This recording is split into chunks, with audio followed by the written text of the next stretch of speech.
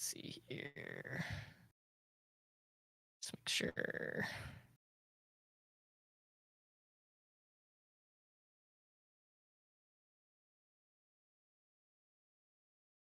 Compact mode.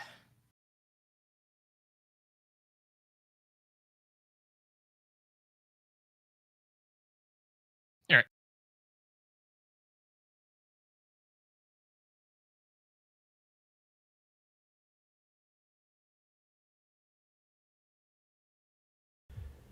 Can you hear me? Can you hear me now? Hello?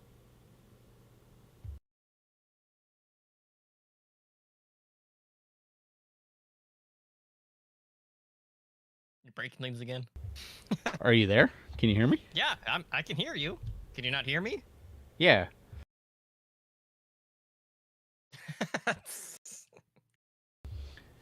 Okay, so can you hear me now? Yes. That I can't hear. Good. That's how it's supposed to work. It was just Okay. weirding me out.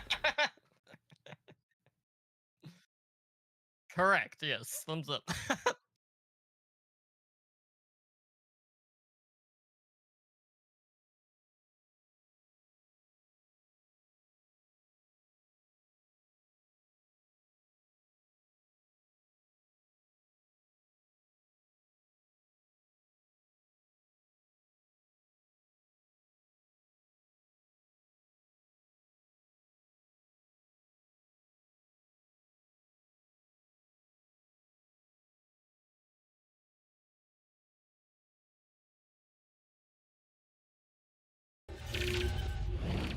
Okay. Yeah, if you want to switch us over, I'll start my OBS up.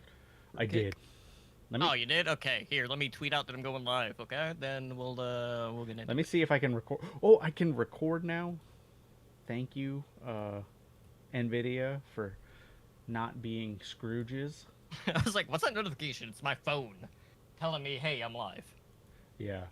Or my Twitter notification notifying my other Twitter that we are live. Hey, look, I see us. All right, let me actually get my stream started. Yeah. Okay, where is this recording to? OBS recording. Okay, I'm gonna do my local recording on Audacity while. Let me make sure I have enough room. I know this is engaging podcast content. I mean, maybe on their YouTube. See, we're not dealing with that over on the Kick, so to each their own. Okay, well, depending on how long this show goes, I've got 370 gigabytes on this drive, so I will start recording when I start recording, and we will go from there. And if I have to max out my hard drive, I will. So. All right. So you're good. I'm good. We can start whenever.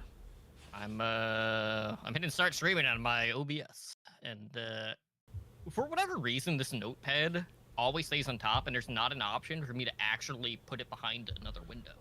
So it's driving me nuts. Because I have OBS over here, and I have like all the windows I control on this side, I go hard copy right here, buddy.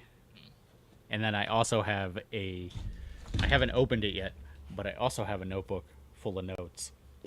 So, like, old school. Like, you can see. It's hard for the stream to see because the G-force, but you can see I have lots of notes here. So. Right on. All right. Well, I am live on my Kick, so we are ready to go. I just had to make sure that, I muted the dashboard. Because Hick has this thing, if I'm switching a tab within the dashboard itself, it will automatically put the audio back on whenever you go back to the stream dashboard. Ah, interesting. So, if I want to, go and say, change any settings or check active sub counts or anything like that, and then switch back to the stream dashboard, it resets. But, minor inconvenience. But, you can always just... I can always just mute that tab completely and just not even worry about it. But it is what it is. But anyways, let's jump in because we got quite a bit to talk about tonight.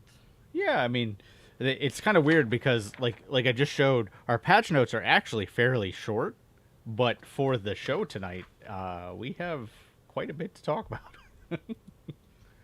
Absolutely. So let's go ahead and jump right in. What's up, nerds, and welcome back to Heroes Never Die, your one-stop spot for all things competitive Overwatch and Overwatch 2. I am your host, Humbly Drunk, and we've got a lot to talk about tonight. We have a new season. Season 4 is upon us in Overwatch 2. We also have a new hero, which we're talking a little bit about on our last episode, but, we still hadn't seen any of the previews or the gameplay trailers or, like, the origin story or anything like that up until that point, since, we do record bi-weekly. And, of course, we have the conclusion of the Pro-Am West, which took place, wrapped up this past weekend, which was absolutely fantastic. And, but before we dive in, just want to quickly say, I want to thank all of our people who are checking out the live shows and all of our repeat listeners who are listening on the audio platforms. And if you guys are looking to keep in contact with everything going on with the podcast, of course, you can find us over on Twitter at HND Overwatch. You can also find us over on YouTube at the same handle as well. Now, that being said, of course, normally we have a three-man crew. Ramses is working. He'll be in later as per usual. So joining me right now, at least for the time being, and for the remainder of the show, really, is my co-host, Spyder. And Spyder, things kind of, like, align perfectly, just with our recording schedule, the release of the new season. So we kind of had a pretty good indicator of, like, what the meat and the potatoes of tonight's show was actually going to be. And, we got a pretty healthy mix, but a lot of stuff to really, like bite into here. It's a good week when we cut things out of the show notes rather than actively go looking things for the show notes, because you're like, oh, well, we could add this and we could add that. But no, let's save that, because, the first couple weeks after the, new season launches, and, of course, we're coming off of the Pro-Am, we do have a lot to talk about. But we may need some content in a couple of weeks, because you can only stretch Lifeweaver so far. You can only stretch the Pro-Am so far.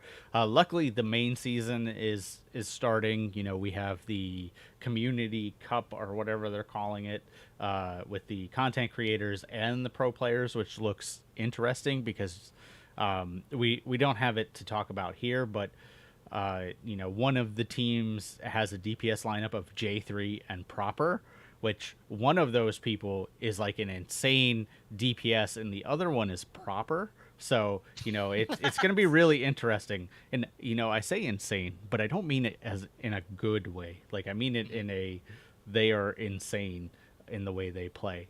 But, we have a lot to talk about. So I normally I go into, like, what I've been doing and, all that dumb stuff. But most of that will fall into line with what we're going to talk about. So I guess the only thing I will throw out in the pre-show is I did launch the Lifeweaver Beginner's Guide tonight. I will probably have some more videos as the season goes on, just of, like, tips and tricks, what I'm seeing in the meta, general Overwatch videos. I'm going to try to produce more of those as the season goes on. But none coming up in the immediate future, because I am out of town all of next week. This is going to be our first vacation in, like, 4 years. And I am super excited. Well, it's hard to take 3 kids on vacation, especially when Absolutely. one of them is 2 at this point, and then there was COVID, and there were other complications. So this is our first time, like, going back to Virginia Beach in 4 years. So I am equally excited and terrified, because I've never had 3 kids at the beach. So it's going to be interesting. I hope I didn't say that too loud, because the kids don't know we're going yet, and they can definitely hear me. But I think they're all asleep now, so that will be a lot of fun. But otherwise, Overwatch, lots of Overwatch stuff to talk about, which I will give the full thing. But if you haven't checked out the Lifeweaver Beginner's Guide, go and check it out. I took kind of like an everyman's approach from it, because if you want to learn how to play from a top 500 player, there's, like, at least 500 of them out there. But you probably know who you're going to watch. You're going to watch, like, ML7 or Aspen or SK or some of the more popular support players. But I mean, why would you do that when you could just, watch it from like an everyday man, like someone that's more on Look, your skill level, like that's how I'm it is. I'm a plat diamond player. I can give you actual advice for your ranks. Like, ML7's like, look, you can put your pedal here and you can dash in and out and you can do all kinds of stuff with Yeah. Thorn Oh Volley. yeah, And I'm there's no reason for someone to step on this, and they immediately do. right, exactly. Like, no lie, like one of the games I recorded, and unfortunately this game didn't make it into the video because there just wasn't any clips. But one of the games I recorded, every time I threw down like the pedal platform, our Roadhog would literally walk over, trigger it, and then walk off of it and just go do whatever he wanted to. Like he would literally look at it, and I would see him look at it, and then he would trigger it, and then just step off and walk away. At one point, I just stared at him, and I just like shook my camera, and he just waved and walked away. And I was like, okay, now I know you're doing it on purpose. So Actual bot player right there. But yeah. So of course, like tonight, the primary things we're going to be talking about are everything that is tied into season 4. We're talking about the changes to map pools, the new battle pass, the new skins that are available through the battle pass, as well as the culmination of that, which of course is the new mythic skin. We also are going to talk a little bit about what else is coming along with season 4 via the roadmap. And then, outside of that, at least on the competitive side, of course, we got the Pro Am West. So that being said, of course, we got season 4, which dropped on Tuesday this week. So we got the new battle pass. We got a new hero. We got some new events coming up. We got some balance changes as well that we're going to be talking about. We kind of touched on the map pool changes that were coming to season 4 already. So just to reiterate, season 4 officially marks the end of map pools in Overwatch 2 as we know it. After really a long-standing point of criticism from the Overwatch community as a whole. And, it's definitely a welcome change after pools have just felt very restrictive. And now, maybe, fingers crossed, I'm going to knock on wood here, we can finally have a night where we stream for an hour or two, and we're not playing Coliseo multiple fucking times. I only got it once tonight. So I will say, like, other than like the initial meme that I sent out to you guys in the DMs, like the first game I played as Lifeweaver was on Coliseo, I've actually only played it twice this week. It was that time and tonight. So, and I've played a lot this week. So, it is good to see like the older maps come into rotation. Like I got Gibraltar and I literally jumped out of my seat. Like, this is awesome. Like, thank God we got Gibraltar. And we lost, but actually I think we won that one. It was Mystery Heroes, but still it was exciting to get Gibraltar. It was exciting to not play Havana. It was exciting to not play, all the Widowmaker maps.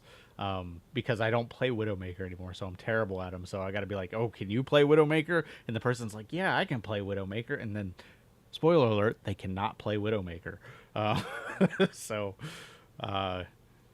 But yeah, the map pools being gone is huge. Like, just seeing some of the older maps. I got Numbani today, which was cool. Like, I love Numbani until I hate it. And yeah, I mean that.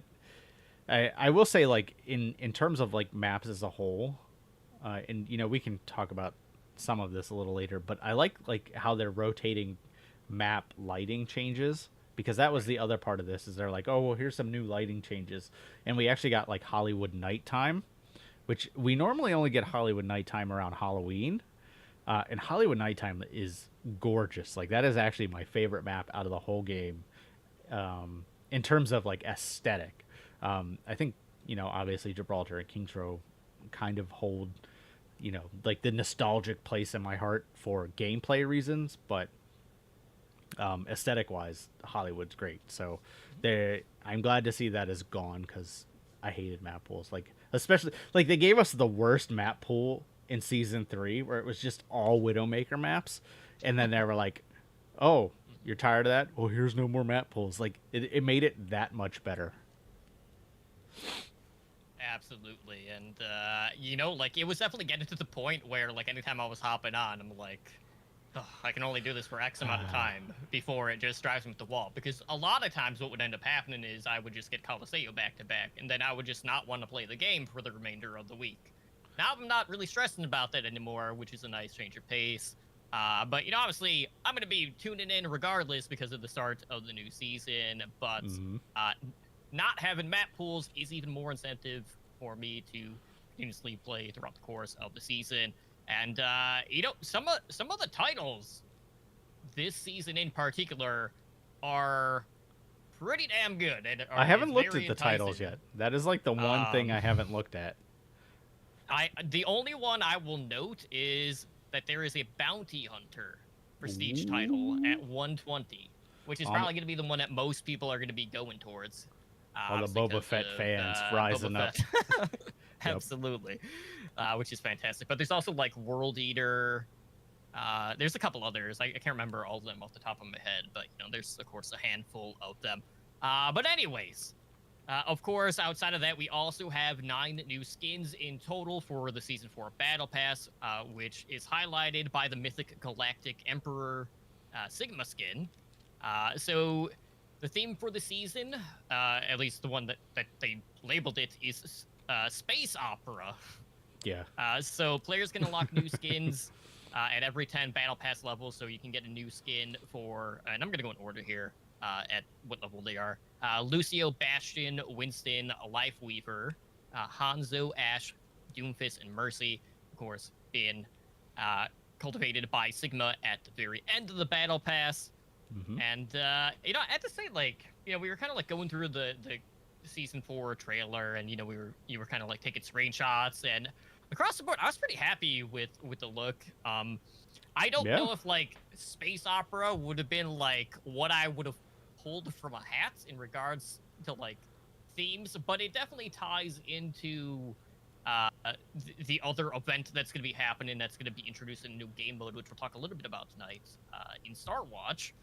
So, it makes sense. The theme is primarily space, and, the opera part just ties directly into Sigma, really, for his love of music. I mean, it makes sense because this is going to run into May 4th, which is May the 4th be with you. So, obviously they cannot call it Star Wars because, Disney will destroy them or buy them out. It's a coin flip at this point. I mean, it's kind of both the same, Spyder, to be honest. Right. So, but yeah, I actually really like the space opera theme, and that's not just because I'm a huge Star Wars fan. I actually think they knocked it out of the park with all the skins. Really, this is the first season where all of the skins fit in the Battle Pass, with the exception of probably Lifeweaver skin. I think that's more of a cultural thing, and unfortunately, I'm not up to date on Thai culture, but.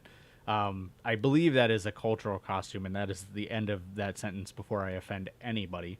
But the rest of the skins are phenomenal. Like, I just unlocked the Ash skin, and the Ash skin is amazing to look at, especially with like the alien bounty hunter Bob skin. Actually looks better than the Winston extraterrestrial skin, so I think that's funny.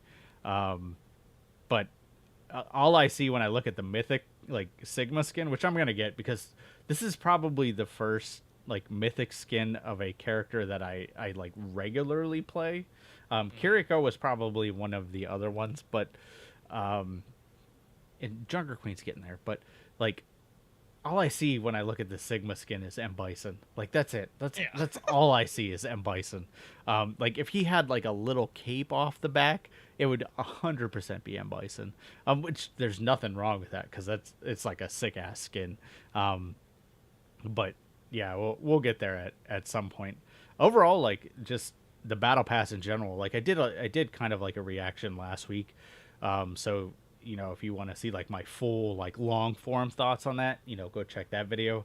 But I liked all the voice lines. I liked all the skins. They're more generous with credits now. I was able to buy a lot of Lifeweaver stuff with just the generic silver credits now that they're actually silver. I bought a highlight intro and stuff like that. So which is like my big complaint initially with like season 1 and season 2 is, you bought the battle pass and sure you got all the premium stuff, but there wasn't a whole lot for the free to play player, and there wasn't a whole lot outside of the battle pass that you could earn unless you spent money. Whereas now there is, because you're basically buying the battle pass, you're earning the coins, and you can get a lot of those cosmetics, with the silver coins. So all in all, like I think they're realizing, if they are a little bit more generous, they're going to make more money in the long run. Because I was watching Seagull stream the other day during launch day, just because I couldn't play initially. Like I tried and the servers were down in like my lunchtime, and Tuesdays or Thursdays are like my busiest day during work. So I couldn't sneak in and play during work. So I was watching Seagull stream, and they kept like making fun of it because they're at certain points people would check in and be like, "Yeah, I'm 120,000th in line to buy the battle pass." Like there was a queue to buy the battle pass. Like just let that sink in. There were 120,000 people buying the battle pass. You don't know if that's the basic $10 battle pass. You don't know if that's the $20 battle pass. Or you could do what I do and just kind of roll it over season to season, because basically what I do is I buy the battle pass, like the premium battle pass, and then I buy the bundle that's like $30, because that comes with a skin and 2,000 Overwatch coins and a bunch of other random crap that I never remember what it is. And then I use that 2,000 skins next season to buy the premium battle pass, and then I buy the $30 packet. And what that does is that actually gets me to level 40 on the battle pass immediately. Just because I don't have that much time to play. Like I gotta sneak in the time. Like this hour that I played tonight in like the first week, like I tell Nikki, like, this is a new Overwatch week, so I'm gonna play Overwatch a lot this week. And then after that first week, it's like maybe an hour or two, like a week, depending on how long the dailies take, because I've been using that daily grind set as a stopping point. So but overall, like they're knocking it out of the park this season. Like the changes to characters is a little bit up for debate, but in terms of like the cosmetics, they're doing great. Yeah, so with the mythic skin for Sigma, of course you got the customization options there. Primarily in regards to like the weapon, the helmet, armor, and the color. And I already mentioned the bounty hunter prestige title, which is probably gonna be the one everyone's gonna be looking after. But of course, we also got to take a look at the roadmap, which is always a fun thing to tease us at what is to come. And it went into like some details in regards to like the season 4 post about what we can expect from that. So we have Talentus, which is going to unlock on April 25th. That was the community created map. I'm pretty sure that's the one that they were doing on that one Twitch stream. It was, yeah. It's the one Aaron Keller created live on the stream, and it is it is a map. Like it is a map, and it exists, and it has jump pads. That's all I basically know. And fish in the sky. So, yeah. We also have the limited time event, which features a new comic and game mode in Star Watch, which drops on May 9th. I'll talk a little bit about that here in a minute. But we also have a Symmetra challenge coming up, and that will be beginning towards the end of May at May 23rd. Now, obviously, a lot of people are going to look at the limited time event and wonder, like, okay, well, what the hell is Star Watch? What's going to be happening here?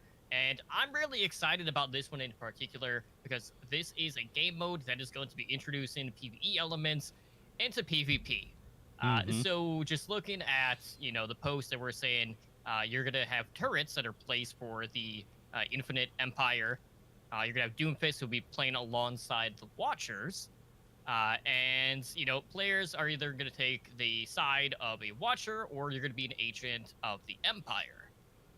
So I really want to see how they're going to flesh it out, because obviously, like, at least on the PvE side, a lot of people are just going to draw parallels to Junkenstein's Revenge. And, for the longest time, we've all just been wondering, like, okay, like, when is the PvE content going to drop for, the full-fledged campaign and whatnot that's going to be coming with all the missions? And at least we're gonna get a little bit of a taste fairly soon. But it's not gonna be as full fledged as what we're gonna be getting in the future. But it's just enough to like whet the appetite because like people have been so hungry for the PvE content, and it seems like they've been very communicative, saying like, yeah, it's coming sooner than we're expecting. So I would imagine like we're gonna be hearing about it probably towards the end of this season. I'm hoping, fingers crossed. If not sooner, like we may hear about it by the end of the month, because I think it was last month. One of the developers said like, "No, we're gonna talk about this soon," and Siegel was like, "Oh, well, Blizzard soon, ha ha ha." And he's like, "No, like Josh soon, which is within the next month." And they were like, "Oh, okay."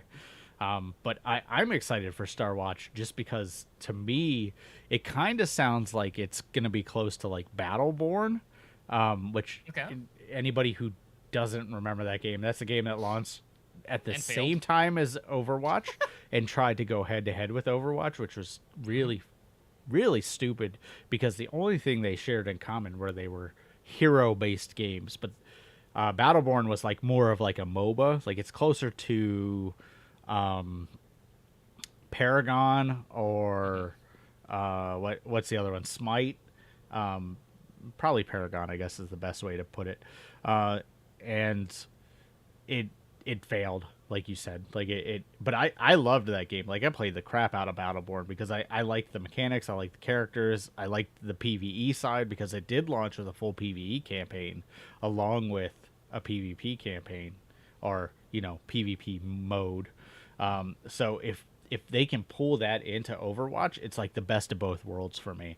So if this gets us closer to that, I think that could be really cool because I think Overwatch as a MOBA type game with obviously some changes and stuff to how heroes work and talents and the normal MOBA stuff could be a lot of fun.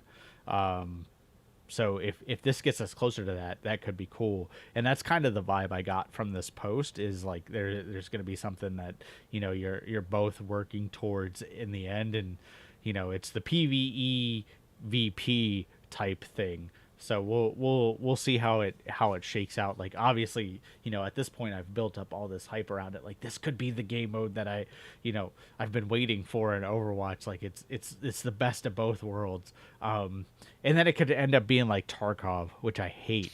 I'm sorry, I don't like extraction shooters. It's just too. I haven't liked it since The Division. So I hope it's not like that. But I am excited for this event.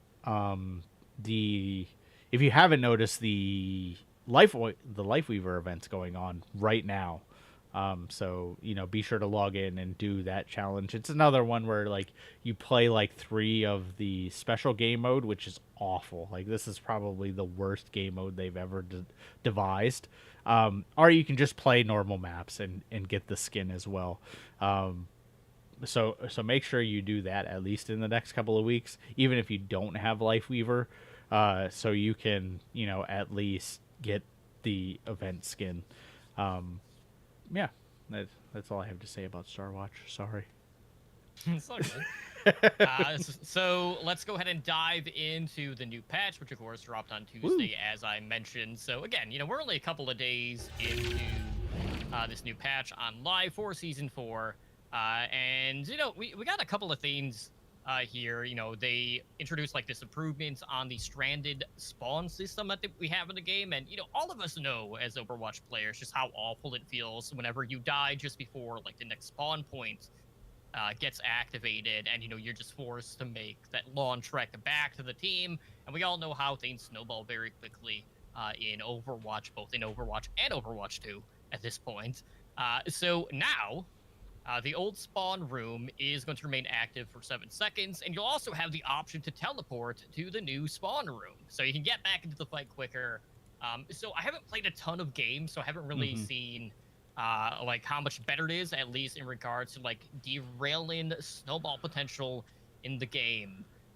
But there's been so many times where it's like, you die at a spawn point, you end up losing the capture point, and then you feel like you're running for like 45 seconds before you're actually back to the fight for someone that like doesn't have movement abilities in the game, and it is just the absolute worst feeling outside of just getting spawn camped, really. But I've used it once.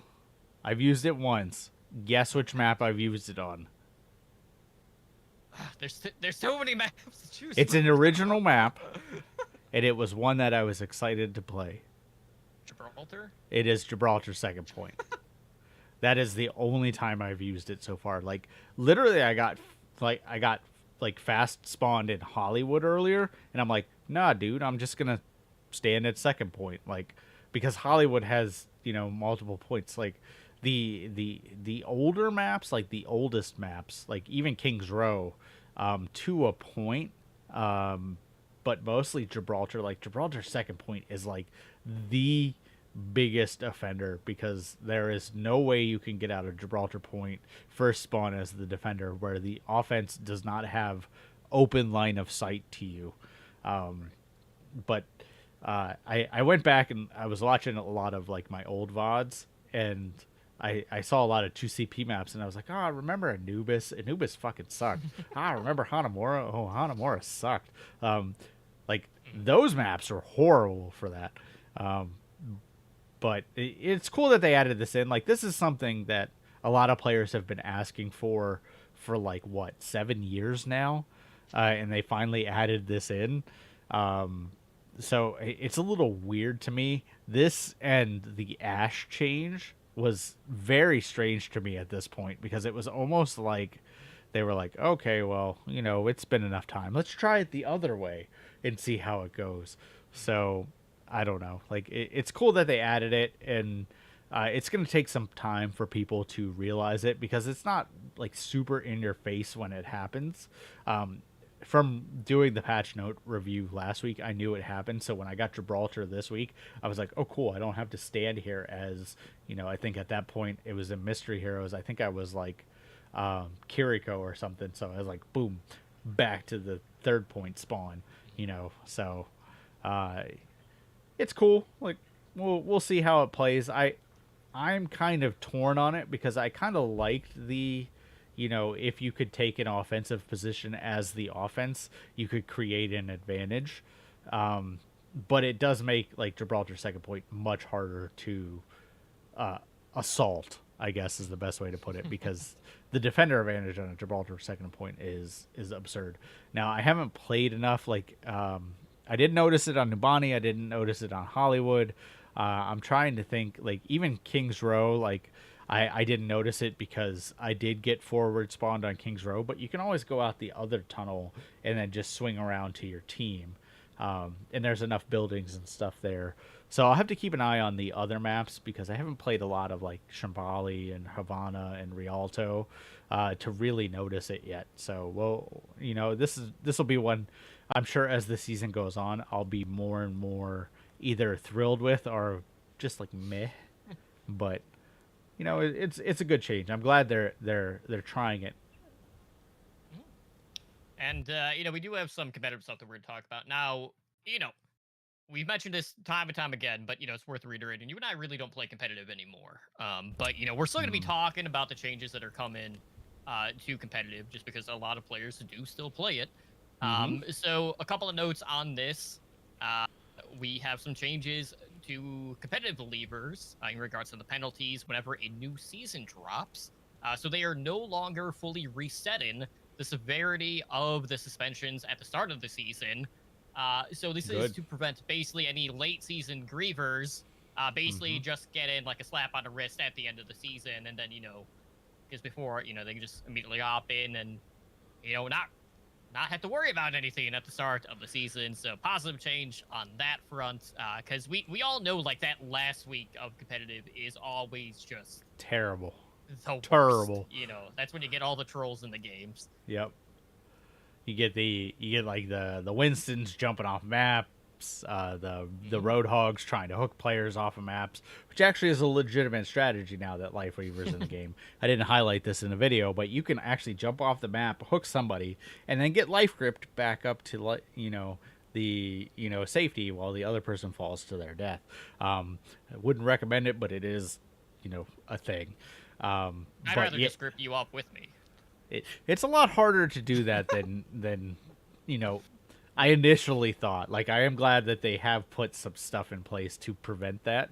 And, maybe if we talk about Lifeweaver a little more, we'll get into that. But these competitive changes are great because, like you said, the end of the season was awful. Like, I remember, like you said, I don't play comp. I actually haven't played, more than probably 5 competitive matches in Overwatch 2. Just because I don't enjoy it anymore. Like, I want to screw around. Like, earlier tonight, I spawned in a game and I played Doomfist, which I instantly died like 4 times. Like, I am terrible at Doomfist. So, I want to have fun. I want to screw around. And I can't do that in competitive because, it's too sweaty. But I do remember that, and this has been a long-standing problem. So the fact that they're taking more serious, like, actions against us is great. And the fact that they even mentioned, like, this will have a more negative effect on their skill tier and division if they continue to troll and do stuff and get banned and stuff like that, is great. Because as sweaty as quick play is, competitive is obviously much sweatier, and people in competitive get angry when you're even if you're not throwing a game, if you're just not playing well. So by their standards.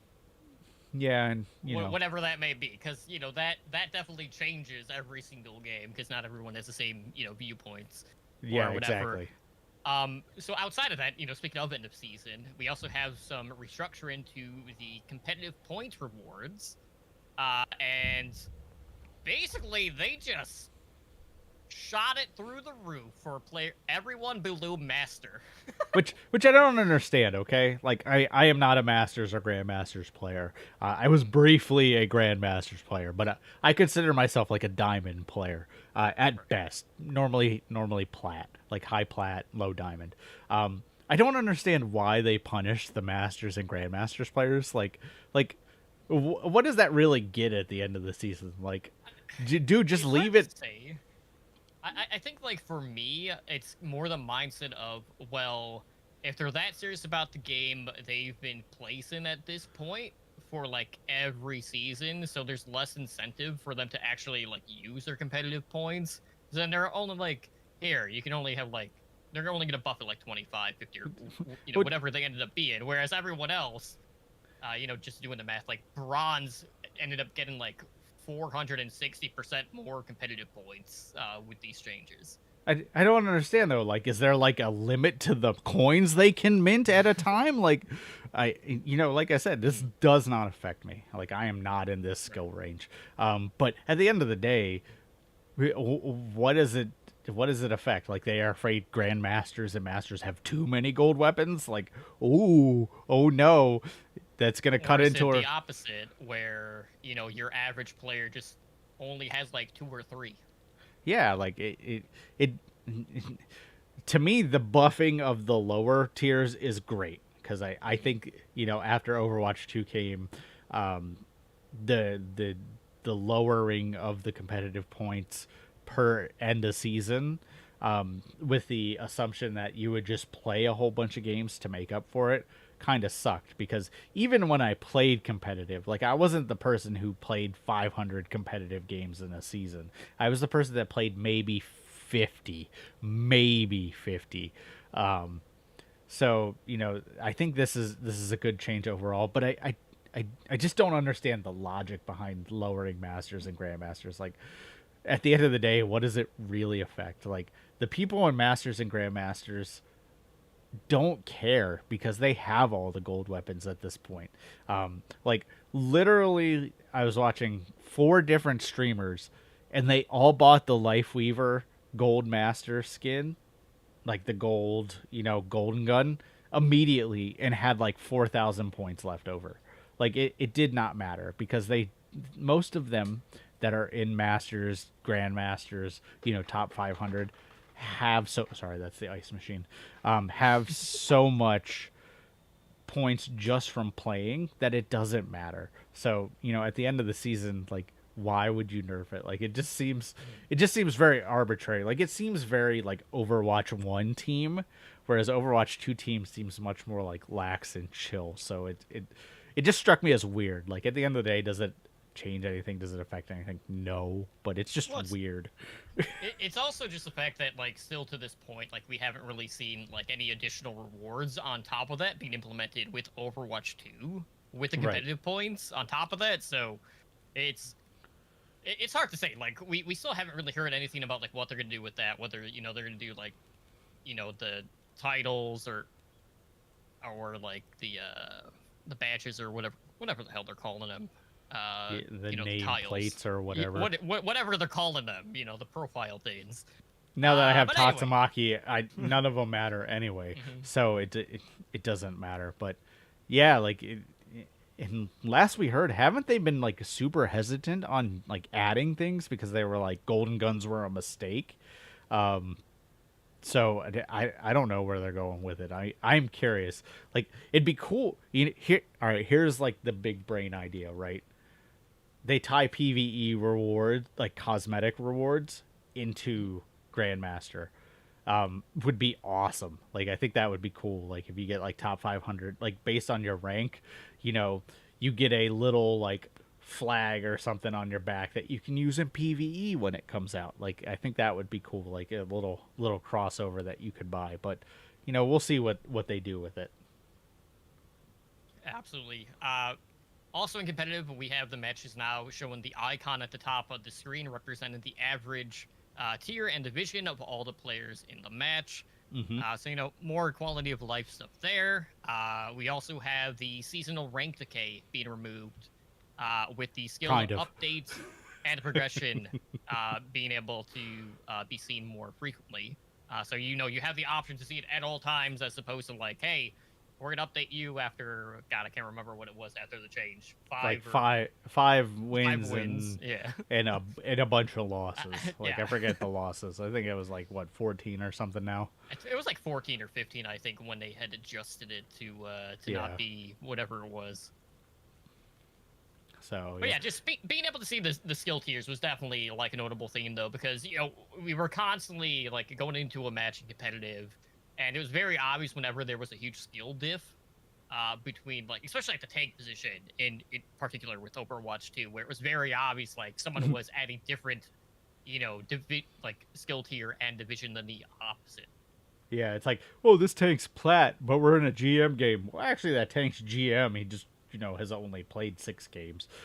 So, you know, that it is cool. There are a few problems with this that have arisen. I don't know if you've paid attention to that, but people got the wrong rank rewards for last season because it downranked them. They said that is going to be fixed in a future patch. People's ranks still decayed, which they said, you know, should fix itself after you play a few games. But they're also working on fixing that in a you know, match. So there has been some growing pains with this, but hopefully we get those out of the way, and next season it is clear. Anytime they have done this, right, they have done rank decay or removed rank decay or added rank decay or, you know, changed rank decay, there's always been some like random bullshit that happens. So you just kind of have to expect this, and the fact that they're aware of it and working on it is a good sign. The other thing that, you know, we skipped over real quick, and I didn't think was a big deal until today. Actually, yesterday when I was playing, is they added like the open challenger and then the role challenger to like the titles for previous seasons. So if somebody's like a diamond open challenger or a grandmaster open challenger versus a grandmaster role challenger, you kind of know what you're getting into a little more, because like not many people play open queue, so you're like, oh, it used to be like, oh, this guy's a grandmaster, and he's like, well, yeah, but he's a grandmaster in open queue that they 5-stack with, you know, 4 other grandmaster players, and that person's actually like a silver, you know, Ana player, you know. So I did run into that yesterday. I was playing Lifeweaver, and somebody had a grandmaster open challenger title, and they were playing Brig. No lie, the worst Brig I think I have ever seen. Like, they would just walk straight at us. Actually, I use one of the clips in the beginner guide video. Like, they literally walk into Nepal, and 3 of us are on one side, 2 of us are on the other. They literally just turn with their shield up and start walking towards the 2 people. So all 3 of us just destroy her. And that happens 3 times in that one round. So yeah, it is a cool change. But in terms of like rank decay and stuff like that, that'll all be worked out in the end. They did say like now MMR and rank display should be closer once all these bugs are fixed. So that's kind of cool at the end of the day. But if you're a competitive player, it's a little choppy right now, but it'll be fine in a couple of weeks. We can only hope. And I see we got an update on Discord from Ramses, running hella late, but we'll be there soon. If he makes it, he makes it. That's Ramses for you. But anyways, we also got, of course, balance changes along with this major patch as well. So let's just go over these. We got Reinhardt, the armor health being reduced from 300 to 250, and then he also bumped up his base health from 175 to 200. I had a typo because mine says 299. I know that's not right. It has to be 200. I wish. That would not make any sense. Thinking about, they were looking at the accretion, impact damage being lowered from 60 to 40, which means you have 80 with the explosion. But then he also buffed the knockback duration from 0.8 seconds to 1.1 seconds. Capacity, we got the base health being lowered to 25 to 200.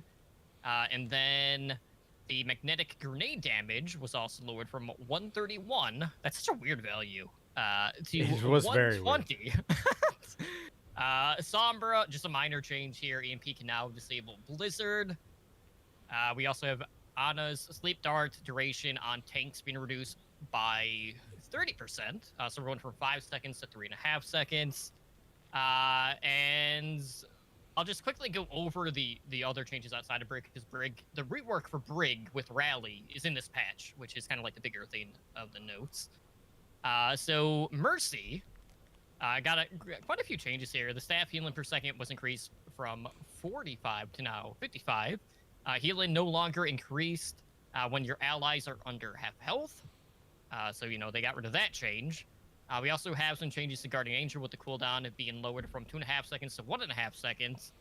Then he also changed the jump, crouch, cancel active state duration from 1 to 1.5 seconds. And then the roll passive, healing is active for the duration of her ultimate, Valkyrie. And then a couple of changes here. You can now fade whenever you have Coalescence active, but the bonus movement with the ult has been lowered from 50% to 40%. Then we also got a minor change to the Linger and Heal with the primary for the Biotic Grasp being increased from 2 seconds to 3 seconds. Yeah.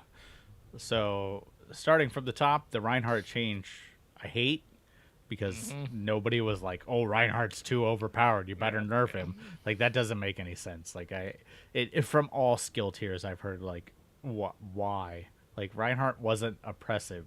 Like, if Reinhardt was oppressive in your games, you just had a worse Reinhardt. Like, that's it. Like, that was it. The Sigma change is weird.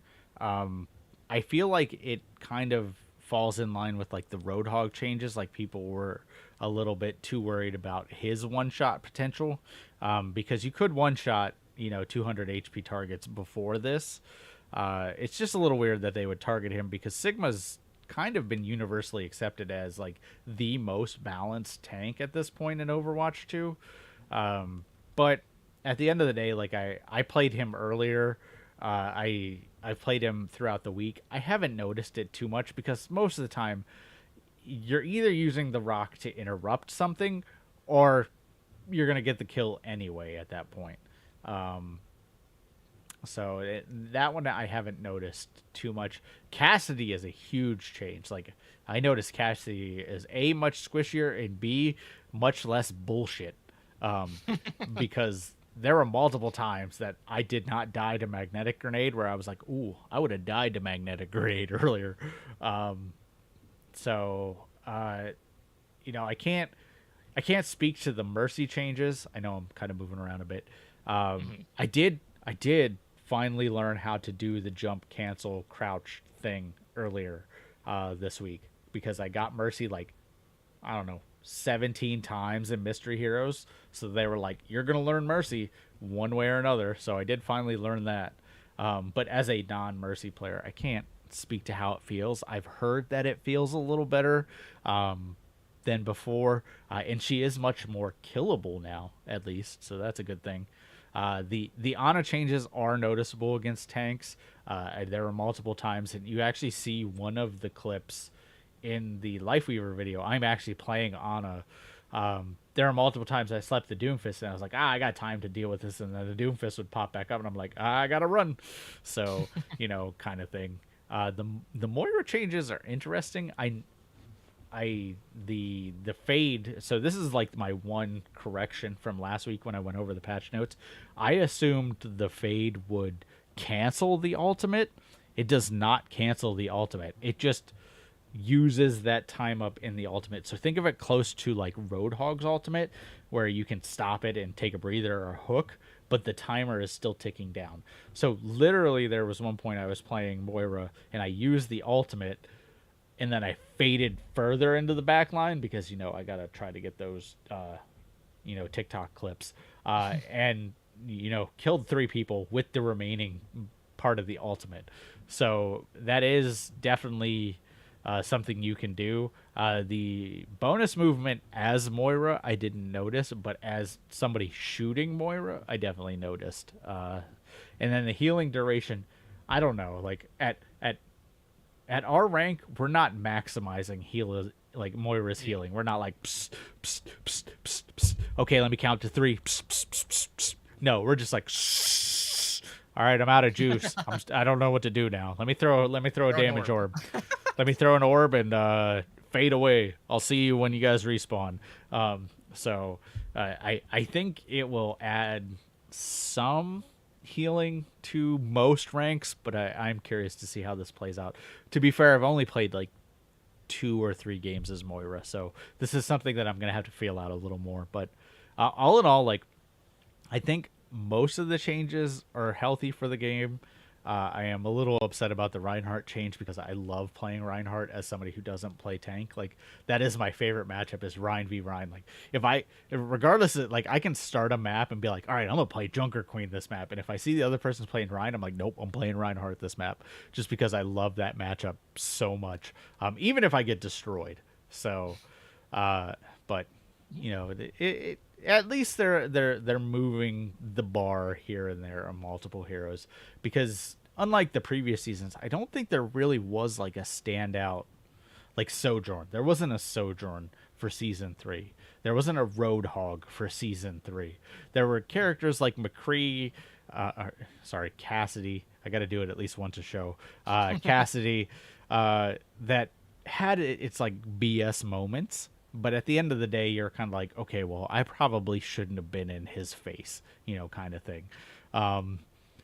So I think at this point, like the only outstanding character that I think the community agrees is kind of in the shitter is Genji, because Genji at this point is the only character that most people are like. And let me tell you, with Lifeweaver, Genji has gotten so much worse, because he's like, oh, let me dive the backline, and Lifeweaver's like, they're with me now. And Genji's like, cool, well, I just used 3 cooldowns. I guess I'll die now. Like Genji Blade. Like, they'll Genji Blade and they'll dash in and be like, no, you're halfway across the map now. And then Genji's like, oh, cool. So, yeah, I think Genji needs a little bit of love. And I say that very hesitantly because I hate playing against Genji when he's in an overpowered state. But overall, like, the balance has felt very good this season so far. Absolutely, but of course the bigger thing out of all of this was the changes to Brigitte and the rally rework that has been in the works for a while here. But there's a couple other changes as well. So the repair pack range was reduced from 30 meters to 25 meters. But rally across the board has quite a bit of changes. So Brig gains 100 restorable armor for the health pool for the duration. of the ultimate. So you no longer have that gradual build for your temporary health pool for your nearby allies. They also upgraded the barrier shield, which is really weird. We kind of got like the preview of that in like the gameplay trailer, and everyone's like, "What the hell is going on?" And everyone is just like very confused by that. And then we actually saw the patch notes. So basically, what happens is the barrier shield increases both in size as well as health. So the barrier health goes from 300 to 750 during the duration of rally. And Shield Bash also got buffed in the ultimate, so it impacts multiple enemies and also has like a small stun duration with that as well. But they did lower the movement speed by half. It went from 30% to 15% for rally. But I just remember like that initial knee-jerk reaction from the community whenever they saw like the gameplay trailer for season 4, and everyone's like, what is going on? Yeah, exactly. Everyone was like losing their shit because for the longest time, Brig has always been like the one specific hero in the game where everyone is like just one tweak and it completely ruins everything, or just it ruins the experience of the game. And it's been a constant thing ever since Brig came out, right? And I haven't played against enough Brigs at this point to really have a good gauge of it, but like as soon as I saw like the increase of the shield, I was like, oh shit, like I already know how people are gonna respond to this. So I said balance was in a very good spot for most heroes earlier. This would be like my one asterisk. Brig feels really good to play right now, and she is really strong. Like her healing is really strong. Her ultimate is cuckoo bananas. Like you have to treat the ultimate almost like an ever encroaching Baptiste window. Like you just have to like leave at that point. And it's hard to leave because she can stun you now. And not only can she stun you, she can stun your 3 friends and your mom. It's insane the kind of stuff that she can do now. I've played basically every game the first 2-3 days, basically yesterday and Tuesday, that I couldn't play Lifeweaver. I played Brig, and Brig is insane right now, especially at like R rank, because most people don't realize like, hey, shoot the shield, and then she dies. Like, if I have 2 DPS shooting her shield, she will die. Because most Brigs at our rank depend on that shield. Like, they live and die by that shield. They're like out in the middle of Narnia. They're like, I got the shield, I'm invincible. And then you break the shield and they're like, oh, I fucked up. So I've been playing a lot of Hanzo against Brig because between his normal shots and his volley, he just destroys her normal shield. Rally, if she rallies, you just gotta leave. Like 100%. Like you just have to leave. So she is quite strong right now. I still wouldn't put her to the levels of like Roadhog or Sojourn. I know some of like the streamers and some of like the top 500 players are like doom and glooming Brig at this moment, and she is strong. Like I feel like some of these changes need to come back a little bit, but overall I think these are positive changes. They just need to like, I feel like they overshot it by a little bit and need to bring it back. Like honestly, at this point, if they removed the stun, I think it would be great. Like I think that would be enough to balance it. Or if they lowered the barricade health from 750 to like 600, which is weird. Like why would you go up multiples rather than just double it and see how it goes? Like it's very weird how they do stuff. Oh, we got a Ramses. So let's one sec, we're switching. All right, we're the 3 cam. I'm good. So yeah, Ramses, welcome to the show. Good to have you here. I know you've had a lot going on today, right? Like you're out a little late. Your mini EP dropped today. Yeah, thank you. It's been we have new people starting at work today, and I had to do all the training for it, and then I got stuck signing everybody out. What are you guys on right now? We are going over Brigitte. the balance changes, talking about the Brig Rally rework. Oh gosh. I was just saying how she feels a little overtuned, but not as bad as some of the streamers are doom and glooming her. You mean Samito was Samito freaked out again? No way. No, that's not his MO. You know, that's not how he makes his bread and butter. Like, what are you talking about? I don't take Samito so much serious as I take some of like Super and stuff like that. So they are doom and glooming her hard, whereas I think she is overtuned, but I don't think she's like when you came in I was literally saying like I don't think she's like Sojourn or like Roadhog levels good. I think she's just better than the average good. So like a little tweak here or there. She doesn't need like 7 patches to fix her. She needs like 1 or 2 patches to fix her, and I think she'll be okay, because in the neutral she still has all her disadvantages that she had before. So, because if not more, because the range was reduced. So, as long as you focus fire her and pay attention to her, I think she can still be bursted down through most heroes, unless you're playing Genji and Tracer, and then you're gonna have a bad time. Oh, you're muted. The man's fixing this up, okay? It's been a long day. He sung too much and flew too close to the sun. All right, there we go. Yeah, you're no, you're I back. think I think the no longer like you not building temp health for yourself also really I think is a good change as well. Mm-hmm. Just that way you have a big clump of health, but at least it's not the big clump of health with you in the middle of it. Yeah, and I have noticed that like I said I was playing a lot of Hanzo because you can still like even if she pops that rally, unless she's at full health, you can still one-shot her as Hanzo, assuming she doesn't have that big ass shield up, which most of the time she does. But there are ways around it. So I feel like she isn't. I don't even know if I'd say she's overpowered, but I guess at this point it's kind of the safe place to fall. So she is a little overpowered at this point, but I think it's in a manageable state where they can, if they take like the wrecking ball last season, I think if they take that approach in like a early to mid season patch, it's easily fixable.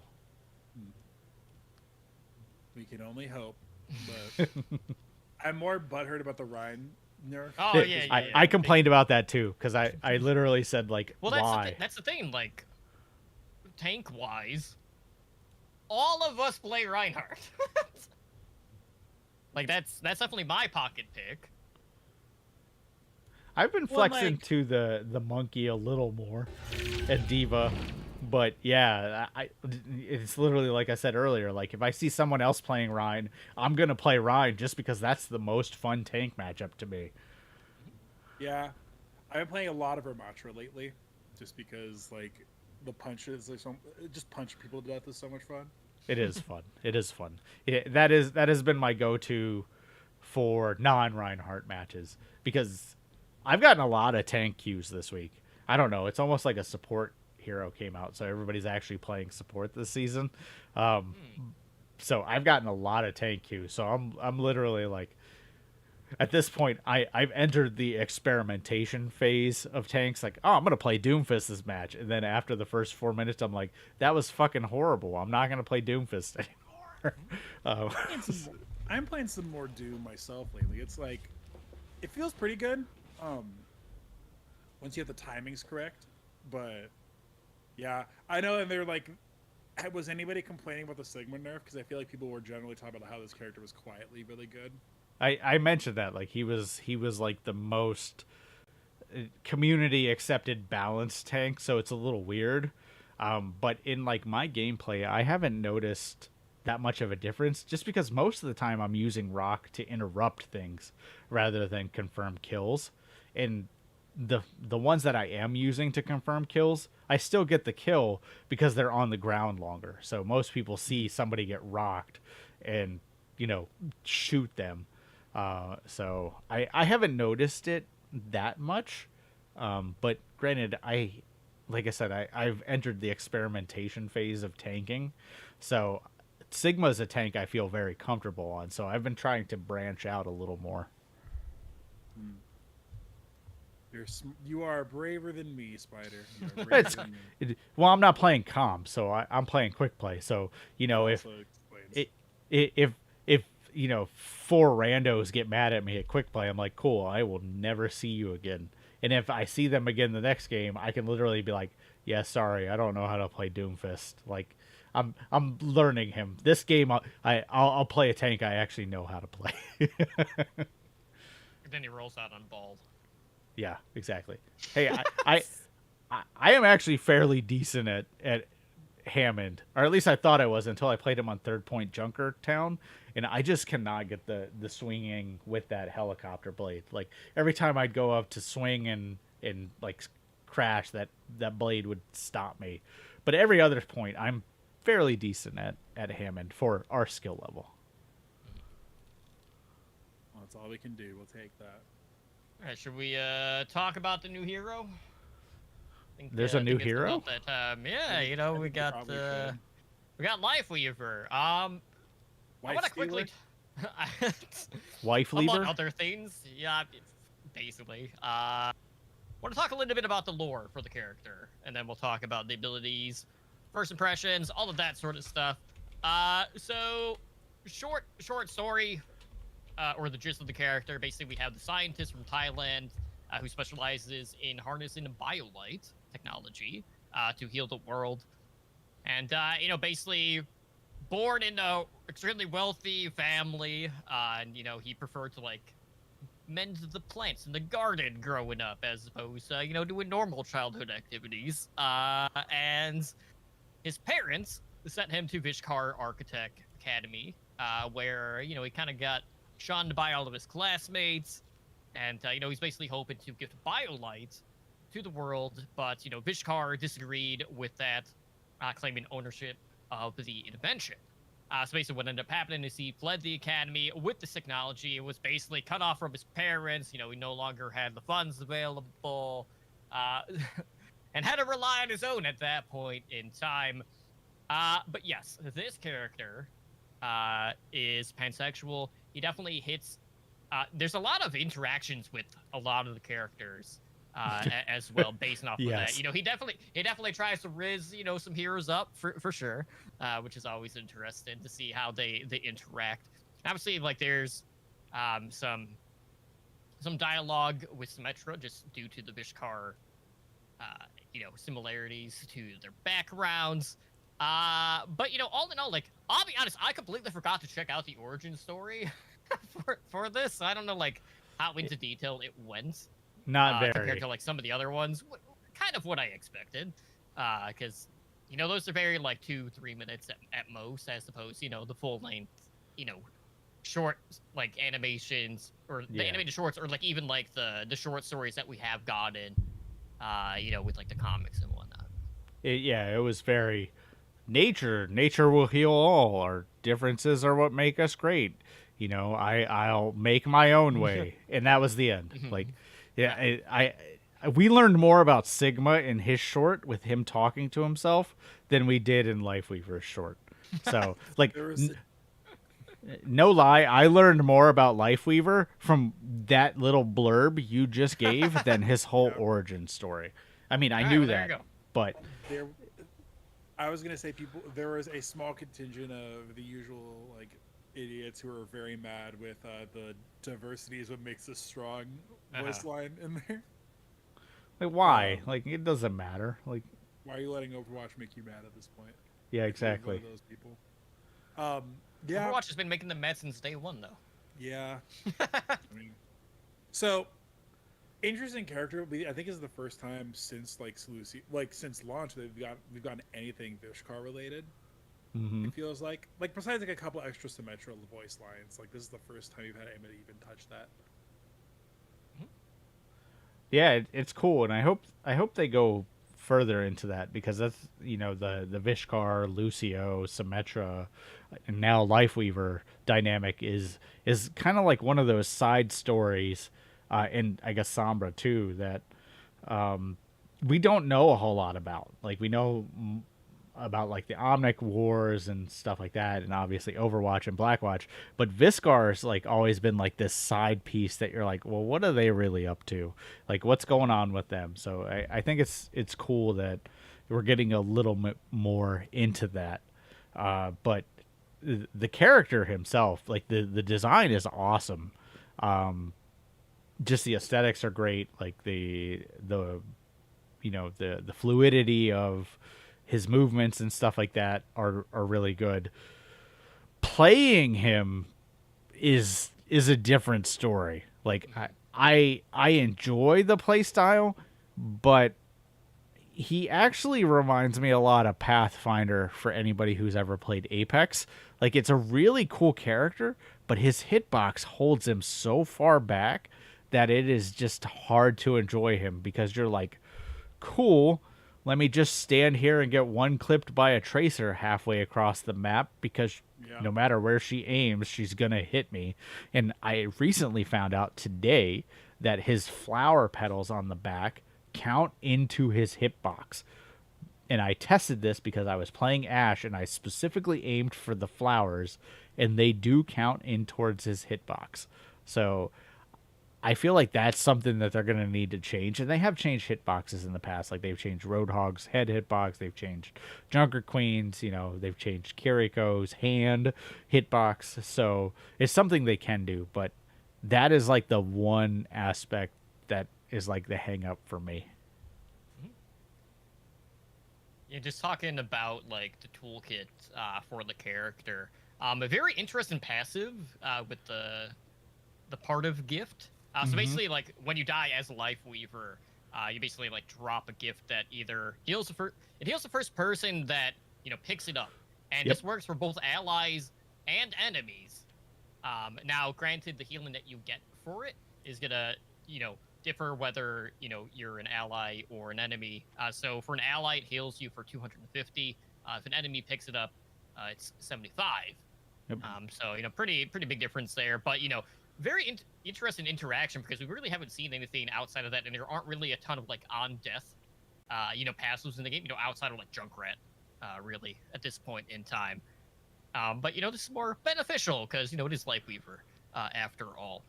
Now, this is another character that has multiple primary fires in the game. And there's been a lot of discussion about swapping between the two and how clunky it kind of feels right now. And there's, of course, been a lot of discussion about like how the weave-in aspect kind of works with this compared to like some of the other heroes as well. So you have your Healing Blossom, and then you have Thorn Volley, which of course is the DPS one. So the healing is basically like a charged projectile, which heals anywhere between 10 to 65 healing. And this is one that locks onto your target. And, it can also be targeted through barriers, but, it can be blocked by enemy ones, of course. And then the damage side of it, you basically have 5 damage per thorn with 2 thorns per shot, which comes out to about 110 damage per second while you're firing it. And outside of that, we also have an alternate fire, which is the platform, where you throw a platform that springs upwards whenever you step on it. And it's basically stationary until someone actually like stays on it or steps on it, so it stays active. Correct. For an infinite duration, if I'm not mistaken. Yeah, it's the same as Junkrat Mine. So until it's used, it will sit there forever, and the cooldown starts when you initially throw it down. So you can actually pedal platform one into the other if you time your jumps right. Obviously, you would fall down, and then the next one would activate. But yeah, it persists forever. When it's up in the air, it lasts for about 4 to 5 seconds, and it has 400 HP. So it is actually very good cover. You also have the dash, which is your left shift ability, where you just dash traveling in the direction that you're facing, and also is a light heal to yourself. It's only 25 self healing, so not really a ton there. But 5-second cooldown on that. But it is horizontal only for the dash, which is important to note on that front. But you can gain momentum by jumping right after, similar to like Fade. With Moira. We also have the Life Grip, which is your E ability, where you pull an ally to your location.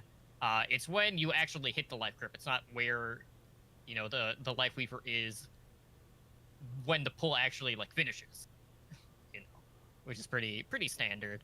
That has a 30-meter range, and a 20-second cooldown, and then the ultimate we have Tree of Life, which is basically you place the tree on the ground. It has an instant heal for the allies, then it also sprouts and it continues to heal periodically as it lives. And this is 1,000 health target. It heals 150 instantly and then 50 per pulse, and it has 8 pulses. So you have 550 total healing throughout this for a duration of 15 seconds in all. Yep. Yeah, it's a cool kit. There is a lot going on. Like, you have a button to press almost at any point. I mean, I have the beginner's guide up now. Check that out for like the general tips. But overall, like it's a really cool character. I don't think he's super great at the moment, and a lot of people have complained about the control scheme. I didn't notice the control scheme that much being a problem on PC. I guess on controller it could be, but it was easy enough to switch back and forth.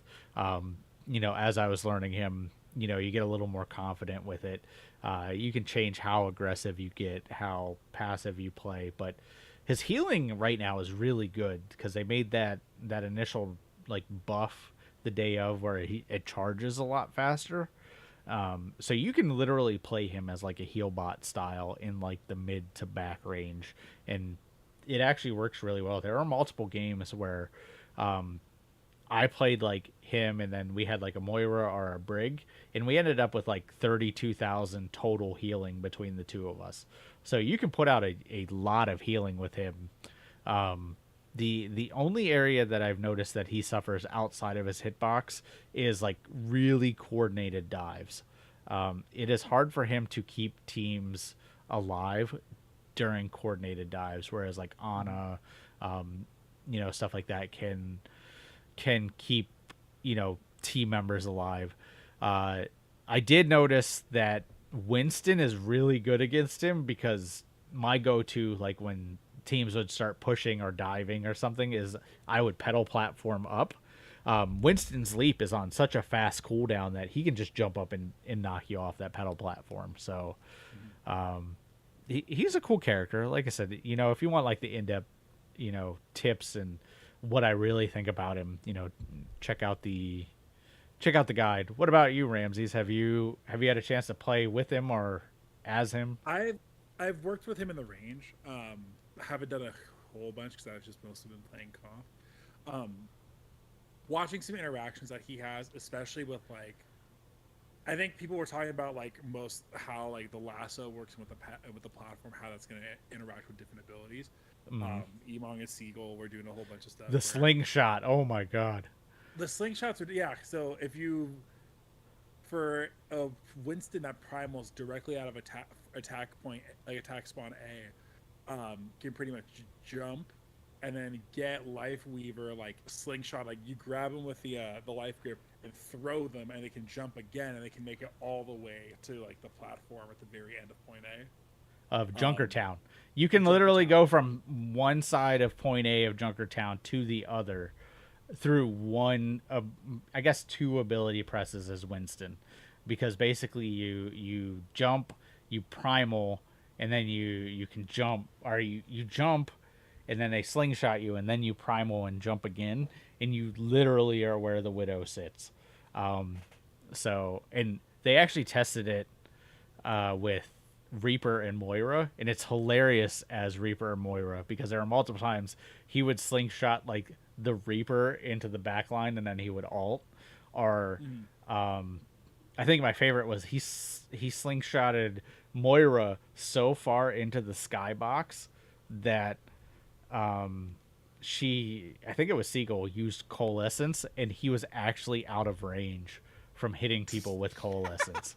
So that is a bit of a more like niche tech, but there are some fun things you can do with him for sure. Like there are multiple times like I would pedal platform people up. I think one of the top clips on Reddit right now is similar to one that I have, is they literally pedal platform Doomfist up and he's stuck in like the archway of Dorado on first point, and he can't move. Like he's literally just pressed up against the ceiling, and he's like, "Oh crap, what do I do?"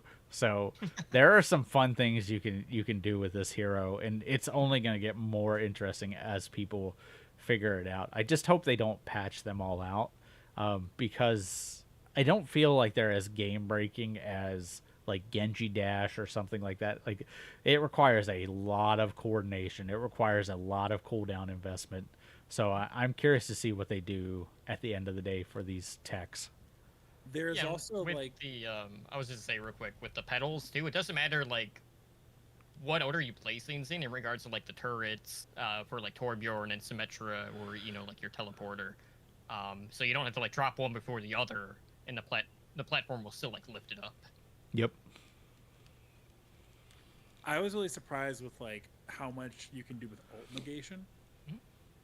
Just like stuff I hadn't even think about. It's stuff I hadn't even thought about. Where it was like, if you like yank somebody out of a gravitic flux, like if there's only one person in the flux, they just cancels the flux and it's done. That's literally. It's weird that you say that because the clip that just played was me doing that to a Bastion.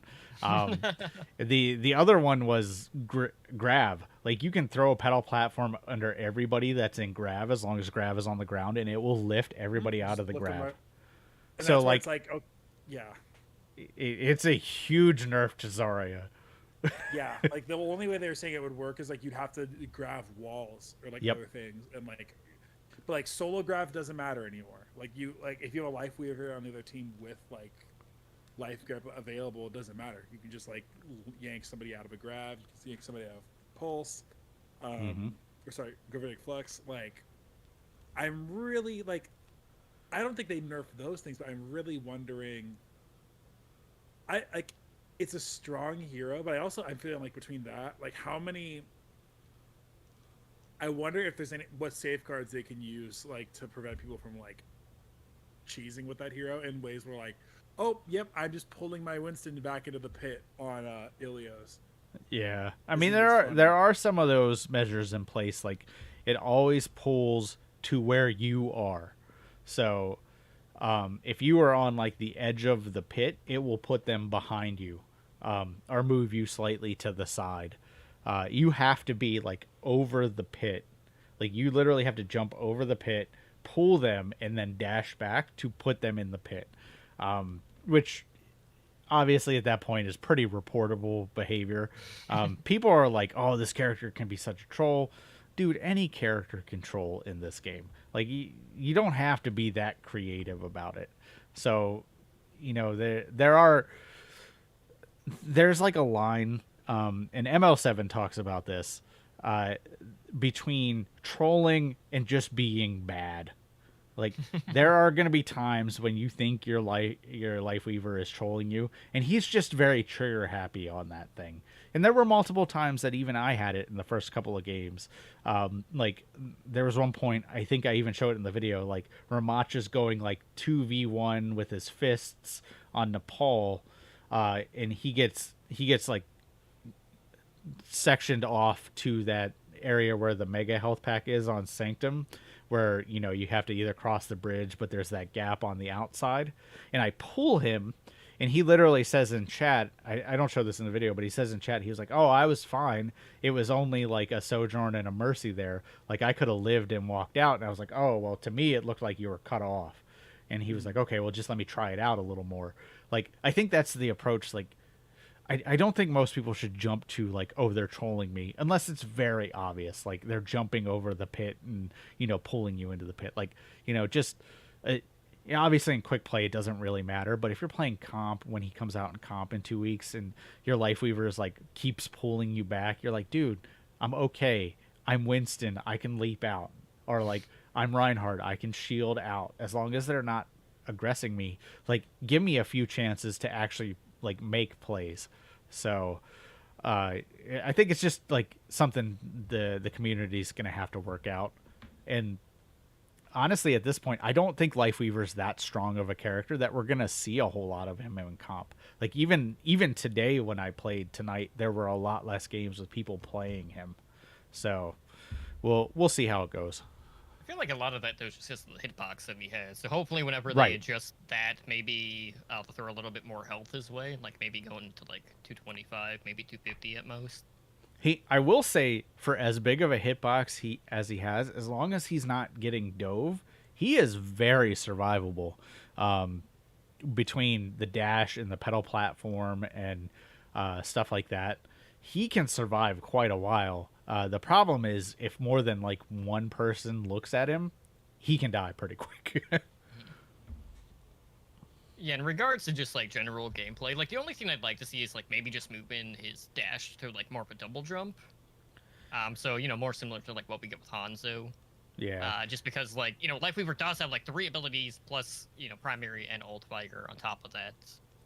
Or just give us an option to like hold the right click in order to make that swap back between the 2 different modes. I think giving that as an option is a good idea. My only problem with the double jump for him versus like Hanzo is it can make the pedal platform like boost spring, because you can jump at the top of the pedal platform and get like extra air. Depending on your timing of that and how good you are at it, some people will just spam that and you could accidentally like jump off a little earlier. So making it like an opt-in thing, like something you can choose, I think would be the right way. Like I said, honestly, for like mouse and keyboard, I haven't had that much problem with the change. And some people have suggested certain things. Like I know like ML7's playstyle is he has the pedal platform on like down mouse wheel and like the weapon swap on right click, so he can quick swap while still throwing out the pedal platform. I think it's going to come down to preference, but I think controller is where players are struggling the most. So it'll be something we'll see. They have said that they're looking into it, so we'll see what they come up with. Yep. So if you're a console player, let us know how the buttons feel with this toolkit. I'd be curious to hear your guys' thoughts. All the buttons. I was gonna say, Spyder, I'm surprised that like, and I didn't play him in actual games, so I'm surprised that he like he outputs that much healing like in actual gameplay, because I felt like when I was in the range, like the amount of time you spend charging up that bulb to throw it felt like it would be super inconsistent.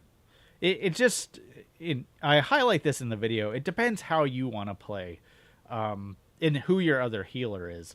So like I definitely struggled with Zen and Lucio as the other healer, but as long as I had another healer that was somewhat competent in putting out like consistent healing, like Brig, Mercy, Ana, definitely like Moira and Baptiste, who can put out a lot of healing.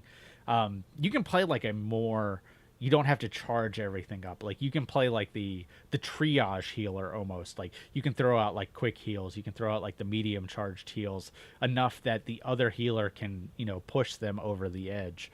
But I guess you were here for that part where like there were multiple games where like between the 2 healers we had like 30 plus thousand. Yeah, that's insane for a quick play game. Like just put that in respect. Like I have not played competitive, and you can't play competitive with him, but in quick play, one direction we have put out 32,000 healing. That is ridiculous. Ridiculous indeed. Supports are overpowered. Nerf supports. Yeah. Tanks should be the only good characters. I will say that playing Reinhardt into a Lifeweaver sucks, because they're like, I got this kill, let me swing one more time, and then they're just gone.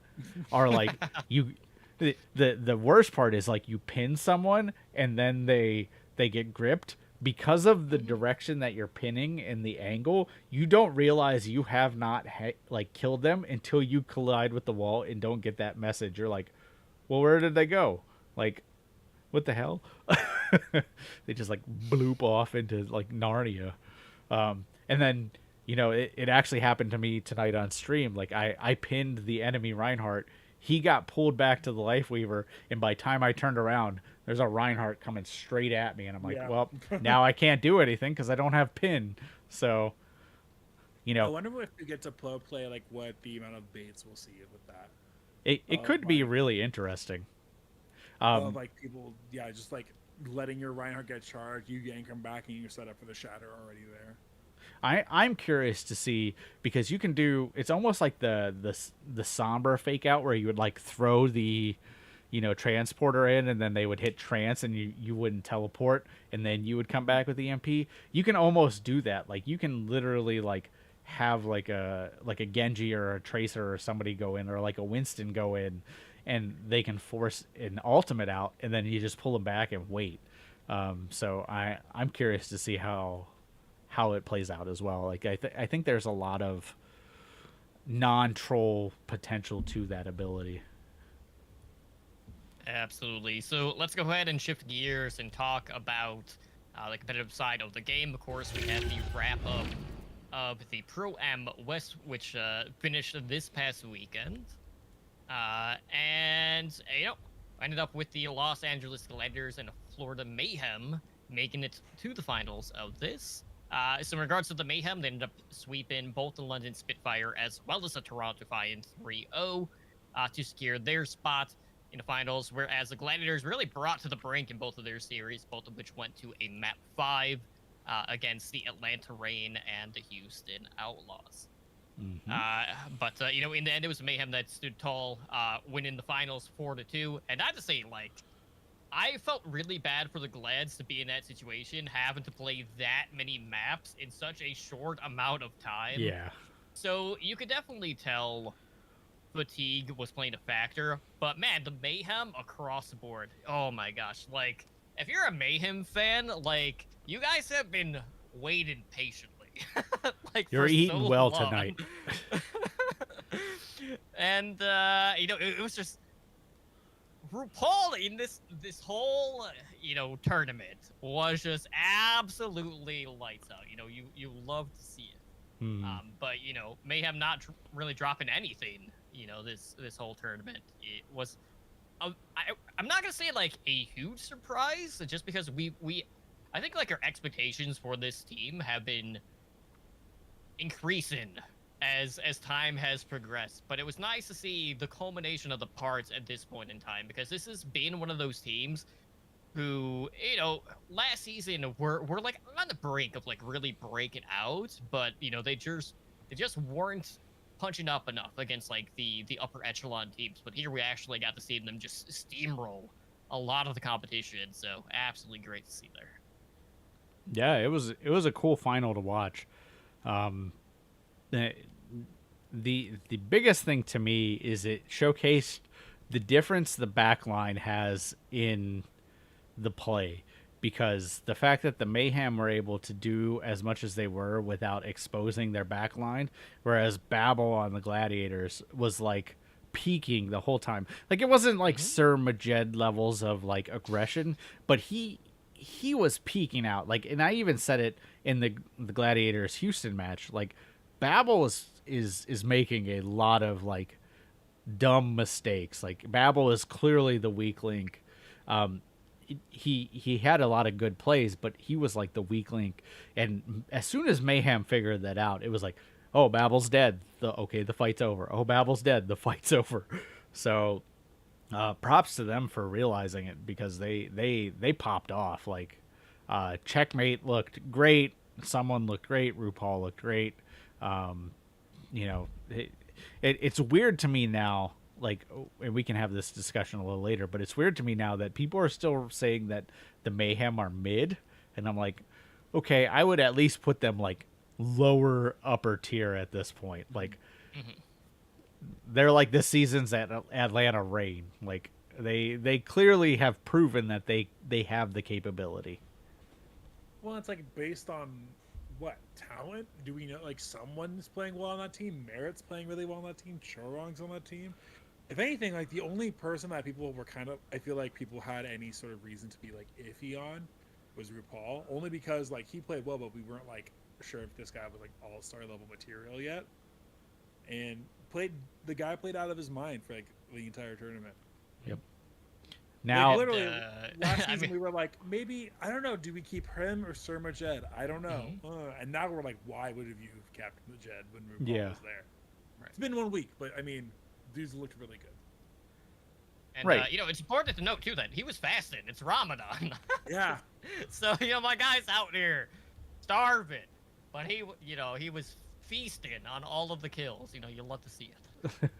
Well, when the enemy team feeds you, you don't need to eat. Well, I mean, that is also true. And it was a cool tournament overall. Like, most of the games, once we got to the knockout rounds, were really good games. Even when they weren't, like, particularly close in the scoreline, they were all fairly even games to a point. Like, there were only, I'd say, 1 or 2 matches that were, like, complete blowouts. And, Florida's responsible for most of those.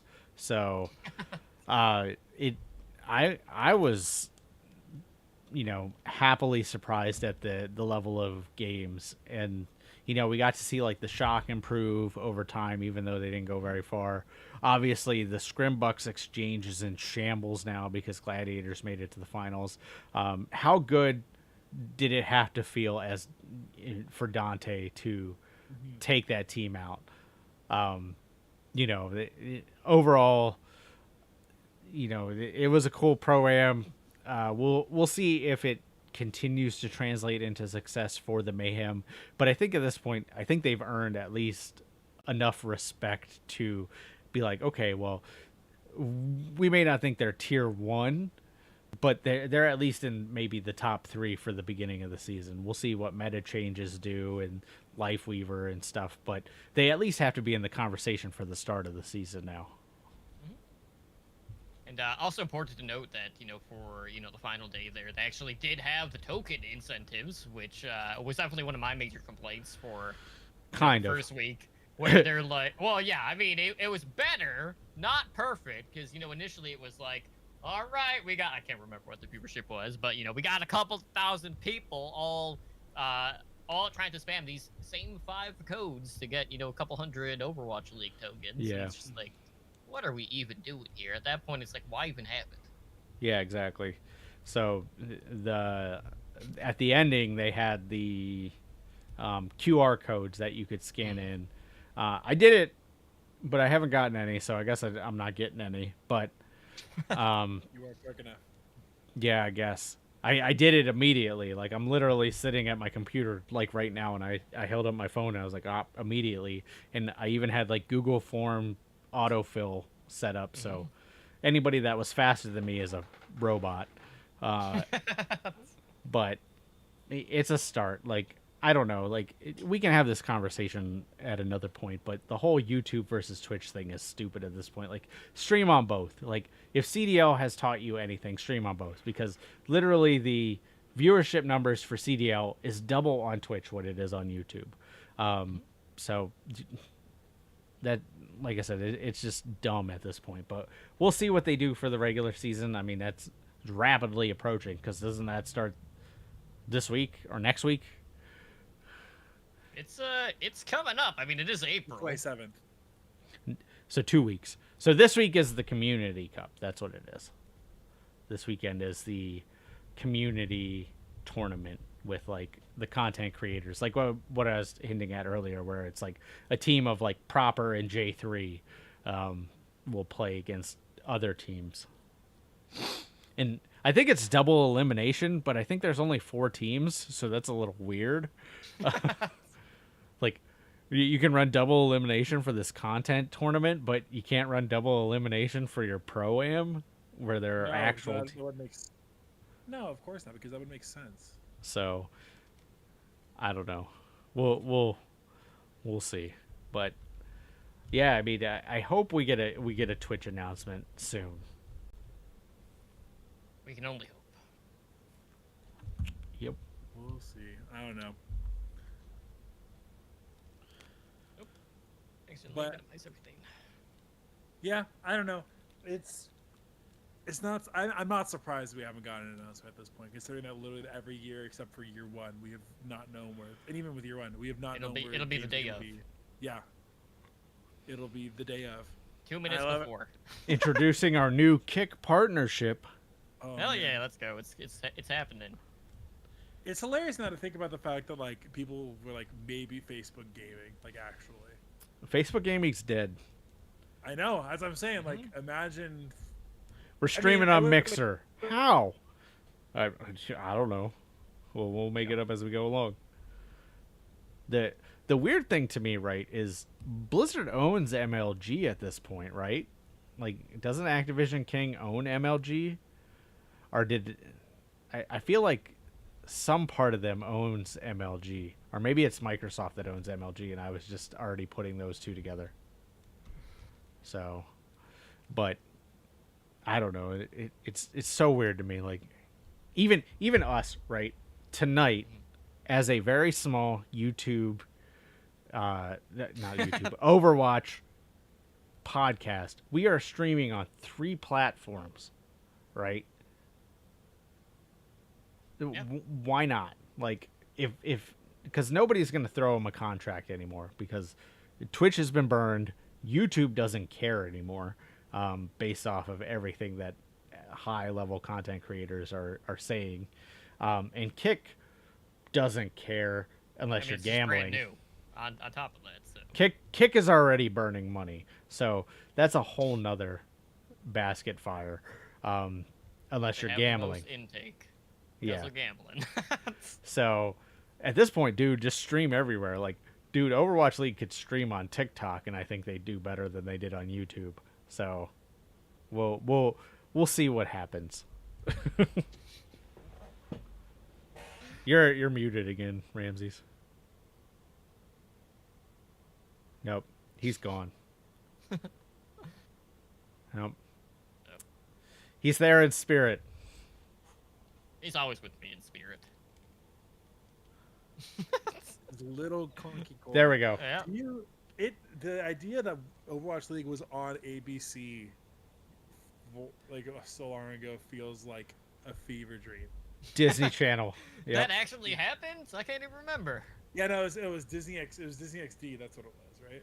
Well, it was on ABC too. It was on Sundays. Yeah, it also was ABC. Briefly. But you know what? It wasn't like football on Nickelodeon level. Yeah. You know, we didn't have like all these arcade integrations being added for like touchdowns and whatnot to make it That'd more be cool, enticing though. for the children. That'd be cool though. I don't know. Yeah, it being on ABC and Disney is a fever dream at this point. Oh, I learned something interesting a month or two ago. I don't know if I've talked to you guys about this. So, Tucker, the guy who started Philadelphia Fusion, now Soul Infernal. Yeah. He's the dude behind the G4 reboot. Yeah, Really? Comcast Spectre. Yeah, dude. I found that out recently that like it was legitimately because he was like, why not, dating Olivia Munn at the time, and like, wouldn't it be fun if G4 came back? And then yeah, he came back and then like did nothing, and then G4 fell apart. I feel bad because everybody involved in that really loved it, but it was destined to fail at this point. Like, of course, I don't know. That's a whole different climate discussion. It was just funny because they were talking about like, oh yeah, like this guy Tucker. I'm like, wait a minute, I know who this is. You mean the guy that once put up Sideshow and Bren in a hot tub just to sell juice on the podcast? That guy? You mean the guy who promised an esports arena for the city of Philadelphia? That guy? Yeah. Look, Man. If there's anything I know about Philadelphia, you can tell them anything and they'll believe it, and then they won't call you on it because they're all too drunk to care. As long as one of the teams brings home a championship every 3 to 5 years, the whole city is drunk enough that they do not care. Oh, it'll have to work. I mean, I have multiple family members that live in Philly, so you're just going to have to trust me on this. Oh. Man.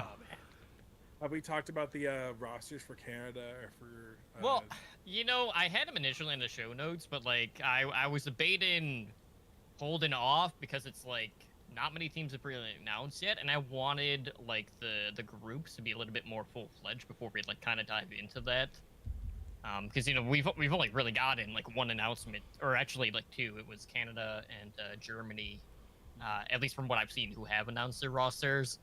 But like I'm pretty sure we're at the point where all of the rosters are supposed to be locked in at this point. We're just waiting on the announcements to actually take place. I got you. So probably in 2 weeks we'll do like a big Overwatch World Cup's coming showcase. Potentially, yeah. Well, we'll have to see like what news follows. Basically at this point in time. But obviously like Overwatch League stuff is going to be happening more frequently, and that's gonna be a whole other thing we're gonna have to figure out too. How we want to tackle that. If we're gonna do 2 shows, we're gonna stick to 1 or whatnot. I have some bad news. I do not think Mickey will be playing for Thailand. No. Just because I still I still follow Mickey and I still watch his streams. He only streams exclusively like weird ass mobile games now. So he has not been practicing Overwatch. So, but he is still absolutely hilarious. So so you should still follow him. Huh? Is he still jacked, Spyder? I haven't seen him in the last couple months because he doesn't use a camera that often. So I think because he is streaming weird ass mobile games like Ragnarok Origin and some weird ass battle royale mobile game. I think it's hard to use a camera in that instance, but he is still very funny. So, but yeah, I don't think we'll see him for Thailand. There are some players that I hope come out of like retirement. Like I hope we see Reinforce. No, I'm just kidding. Custa Team Australia. Mm-hmm.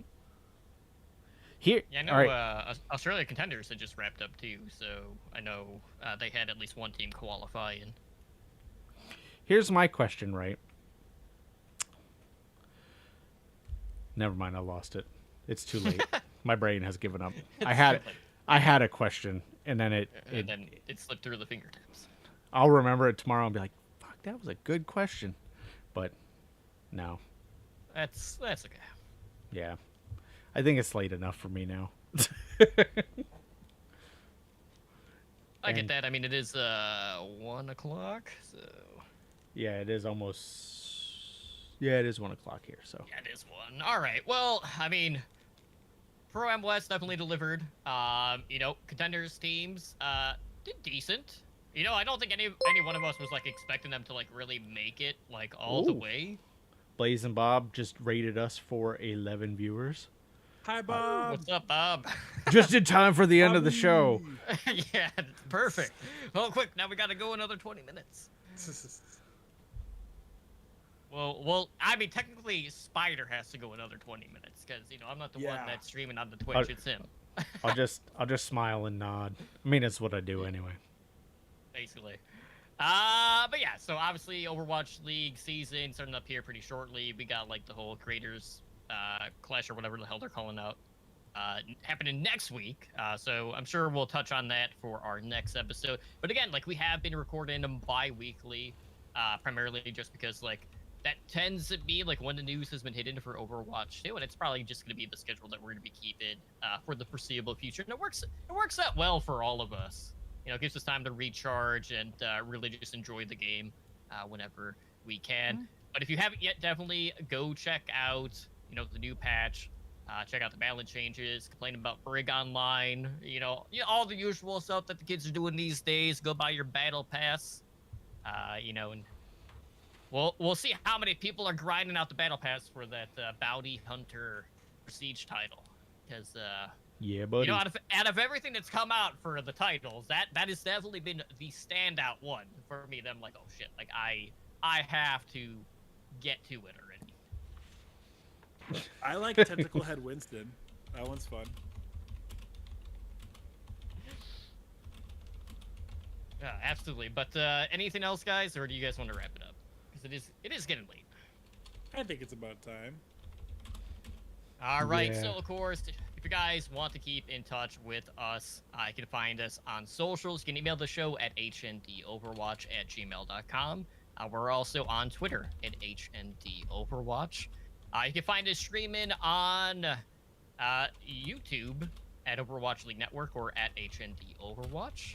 We've also been simulcasting also on Twitch at twitch.tv/OWLN show. I'm also streaming our shows on Kick at kick.com/terminally-drunk. And you can also join us in Discord at discord.me/OWLN show. And of course, you can find all three of us on socials as well. So, Spyder, where can our listeners find you? You can find me on Twitter at _Spyder Gaming, but Twitter's become such a cesspool at this point. Dude, just find me on Discord. Like, join our Discord and talk to me there. I will respond to you on Discord. That's the way to go. Absolutely, yeah. Twitter's definitely been getting a little bit more feisty with all of the blue check marks. And it's only getting worse. Yeah, it's gotten bad. Like, I literally said to Nikki the other day, I was like, I would uninstall Twitter right now if it wasn't for all the work I put in 2 weeks ago to automate my YouTube announcements.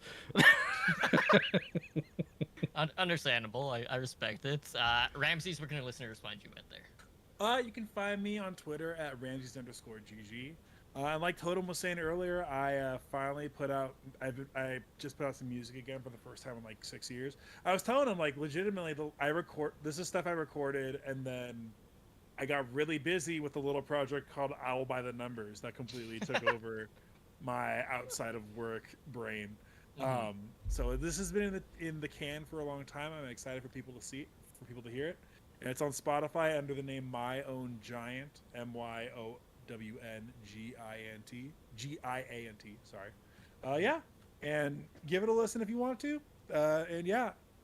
Ramses_GG and everything else. See, Ramses, the way that you worded that made it sound like I just took all your creative juices and No, that wasn't your fault. No, that sounds what gross. happened was I recorded it, and then I was like, cool. I just need to figure out what I'm going to name the project, and then what I'm going to do for cover art.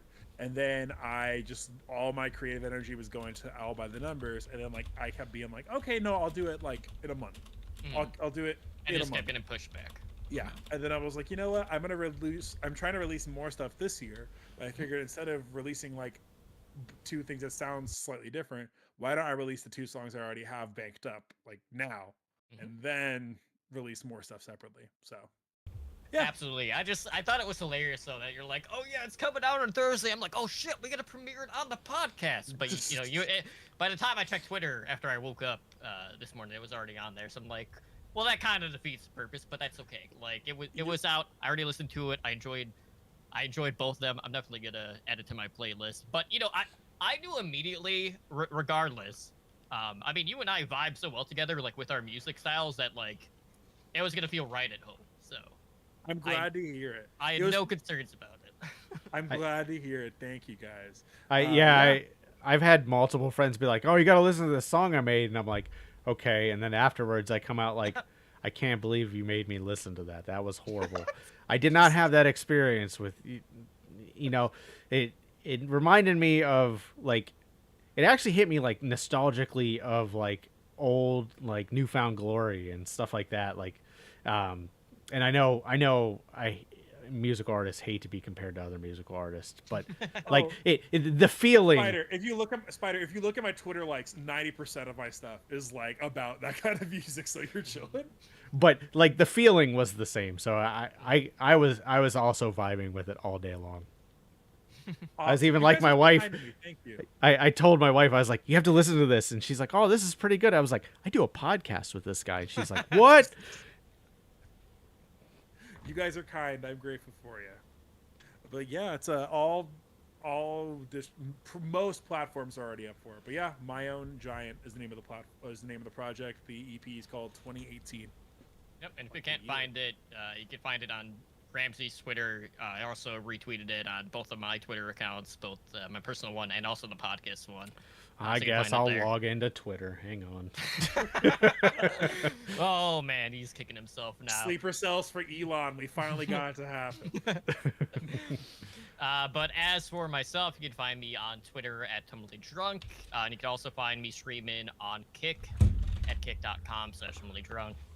Which has primarily just been chill streams, streaming movies, doing a podcast, or playing some Hearthstone. I still haven't streamed any Overwatch on the platform yet, so that'll probably be the next thing I do when I dive into more Lifeweaver and complain about how many people are using the platform at really odd times. But I mean, I was only playing all evening tonight. You could have joined me at any time. I mean, I definitely could have, but I was watching another streamer at the time, so I'm like, should I? Wow. And then wow. I'm just gonna end the stream now. I mean, that's fair. I mean, I would completely understand, but we were gonna end the stream anyway, so that's not really saying anything. So I'm not taking that to heart. But anyways, you guys have a good one, and we'll be back in 2 weeks. Again, we're basically streaming the show Thursday nights, 8 p.m. Pacific time, and we're usually on hour and a half, 2 hours, and we tend to do have a pre-stream an hour or two before as well when Spyder is playing Overwatch 2. But for now, you guys have a good night, and we'll see you then.